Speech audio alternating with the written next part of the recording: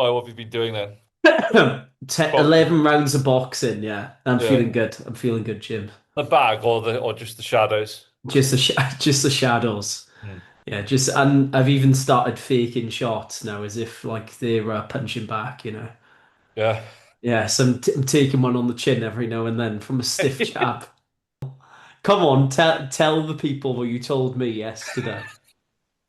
On your voice note, on your voice note, after we had a passive aggressive message off a Pilates instructor, you followed up, and or was it before? I think it It was was before. before you daft cow. Yeah.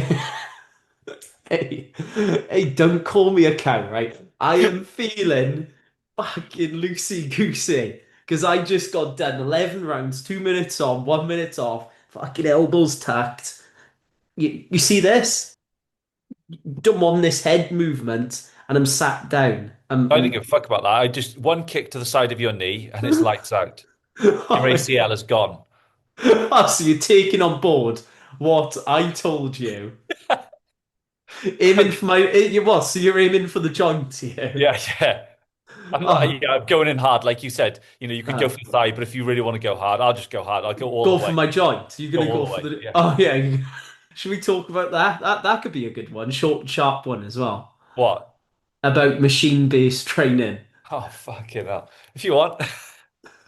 Go on. So you open it up. You open it up. Go on. All right, so we're going to go for machine-based training. The good, the bad, the ugly, and the things to stay away from. Oh, I like that. I like the way you just laid it all out. The good. It's on Let's the start with table. the good. It's on Go the on. table, sir. Let's start The with the good. All good. right, Go I on would then. say the good. If someone is Jim's struggling already. no, let's say okay, if someone is injured, and they are very limited in their movement capacity, whatever it be, very limited and restricted, then there is a way of them to safely load their body. Yeah. If there is someone who doesn't have access to coaching, and they're going in the gym and they want to, train towards failure, but they are not confident in loading up a bar or using dumbbells or whatever it be, no, the machines are generally a safe avenue for them. Hmm. Oh, so what's your thoughts on people that go on the pendulum squat, max out, hit a new 1RM and give it the guns? That's a, Because that's when I saw. yeah, I know. Again, You give it the guns as a celebration. yeah, but the way I've seen that with the feet, no, the feet are elevated, aren't they? The feet are Yeah. forward ahead of you. Like again, I'm not saying I'm some expert on it, but like the sheer force you're putting on the back of the knee, by loading the pendulum squat that way and then snapping back into extension doesn't look like the best way to yeah, I don't think you should be 1RMing anyone like on a machine like that.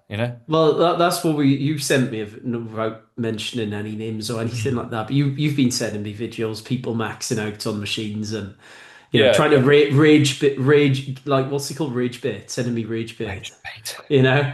And there was a dude, he was on a pendulum squat, I think he sent me, Mm. and he literally just smashed out a 1RM. And I'm like, mate, that's a recipe for disaster. It really is, you know. But I'd agree with what you said. Like, there's certain um, benefits to using machines. I think particularly like if people can't squat, Mm. think about obviously a leg press. It does provide additional stability who for people that lack that stability. So what you're on about Yeah. is to get into that bottom position, you can load that bottom position. And I do see a benefit to that. And then, but the goal is never to stay on the machine.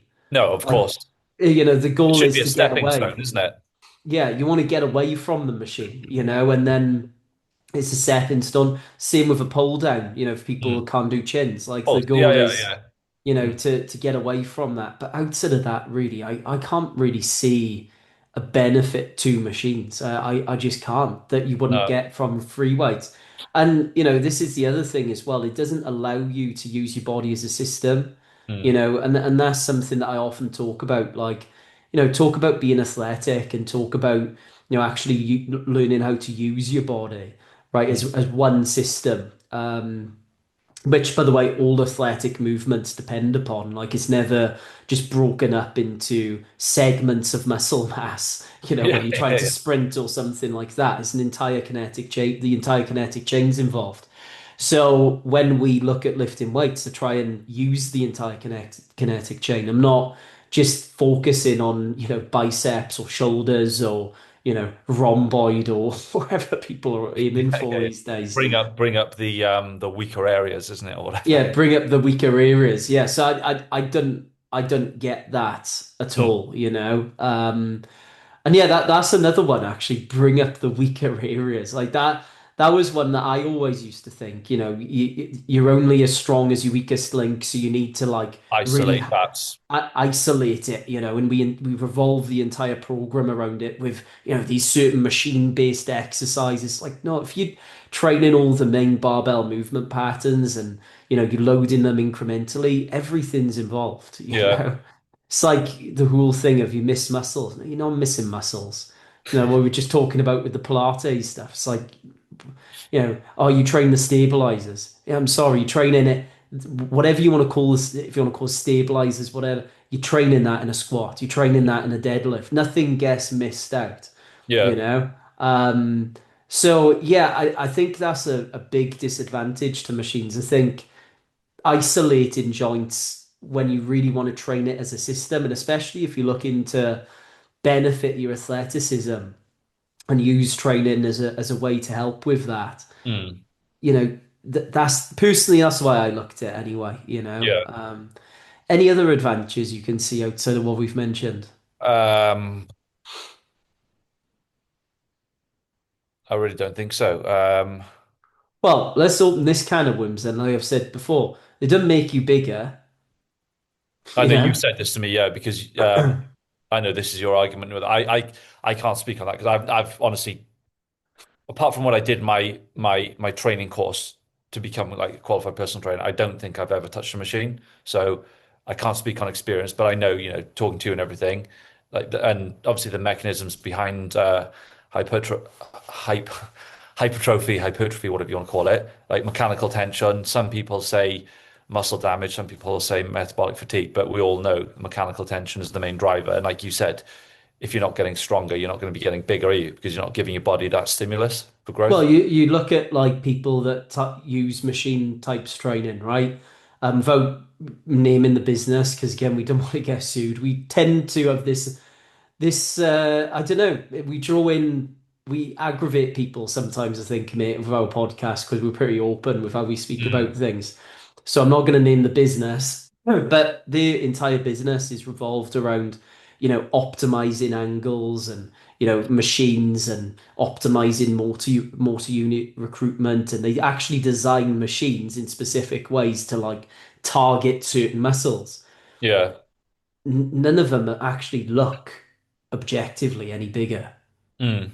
to do that style of training.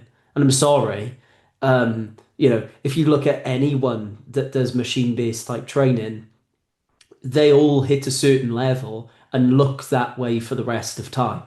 And there's Mm. a reason for that. All they So you think there's done, like an early peak sort of thing with it, and then you're not going to go any further? yeah, and all they done, but that's because they're taking copious amounts of steroids. Yeah. So there's either or, you know, there's not.